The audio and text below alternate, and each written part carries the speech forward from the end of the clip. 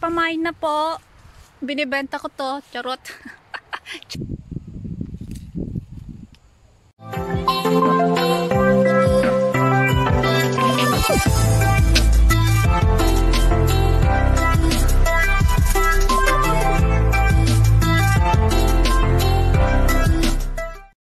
Hello people! Welcome back to my YouTube channel. Ayun, quick view lang. Nandito tayo sa bahay ng brother-in-law ko. Ayan. Tignan mo yung sunflower. Full bloom na sila. Diba? Ayan. At ang init-init ngayon. Diyos mio, Marimar. Grabe init. Di kaya ng powers.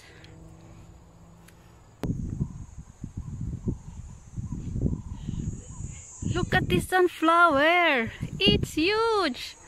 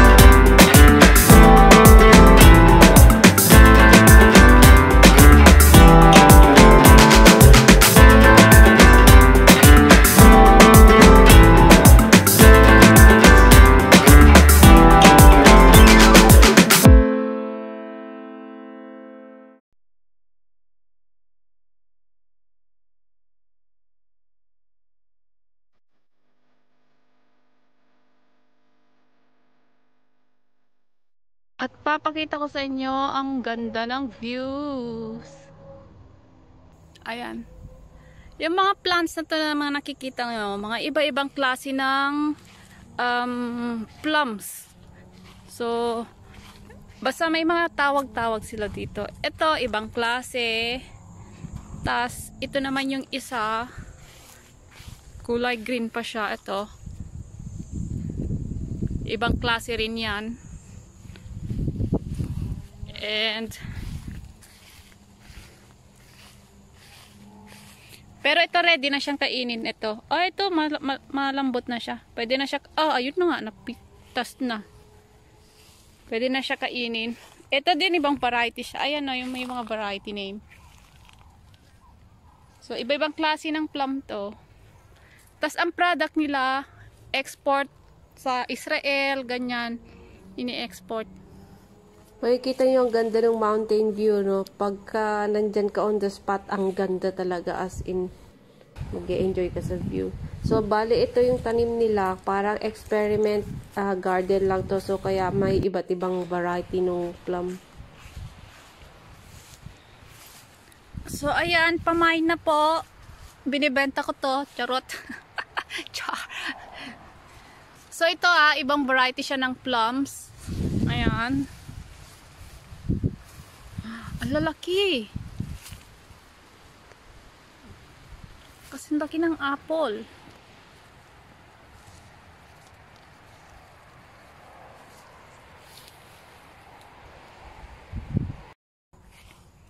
So ito na nga yung nakakapigtas ko kanina. Bango.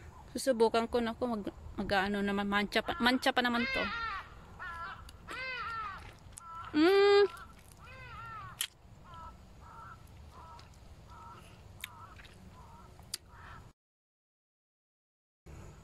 Tsaka ang tamis. Saka lang.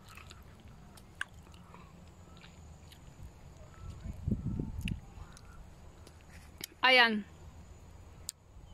Pa? Tignan nyo yung ano. Ang sarap.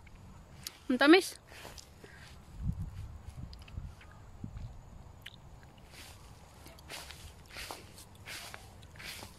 Pero mas gusto ko yung isang klase, yung kulay green pa. Pero kulay green pa kasi.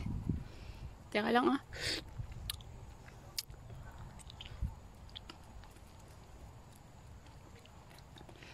sarap. Wala, tumutulo na.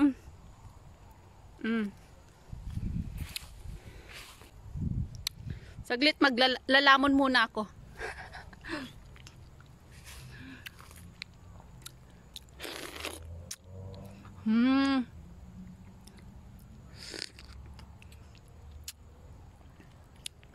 Prutas siya pero ginawa ko na siyang juice.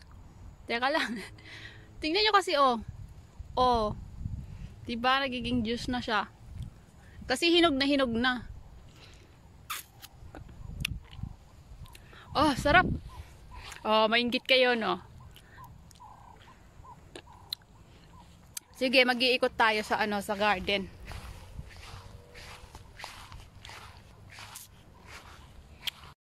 Ayan naman, ibang klase ulit. Ibang klase ng plum. Tignan mo naman to, iba naman siya. Ayan.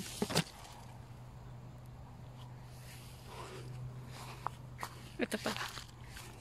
Ito parang iba.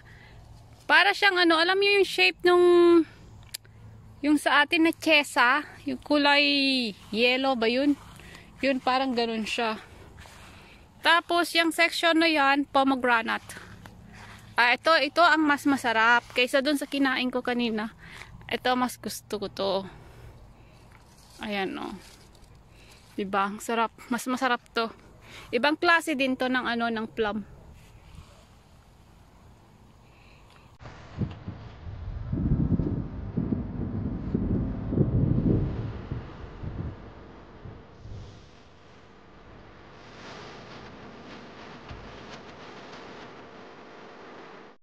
More moments later. Siyempre, hindi mawawala ang ating alak sa gala. Siyempre, kailangan nandyan yan lagi kasi pampalakas yan. Kung wala yan, hindi tayo lalakas, diba? So, kasama ko mga ibang kapatid ni Mr. Ayan, kasama yung pamangkin niya. So, ano bang ginawa namin dito? Ayun lang, may mga alaga sila, mga manok, ganyan. Yung mga manok na yan, may mga pangapangalan yan. So, hindi talaga siya pwede pangkain. Siyempre, yung feeling bata naglalaro. Chance na daw maglaro. Habang wala pang kalaban. Kasi yung mga bata, naka-holiday sila. So, yung matanda muna maglaro.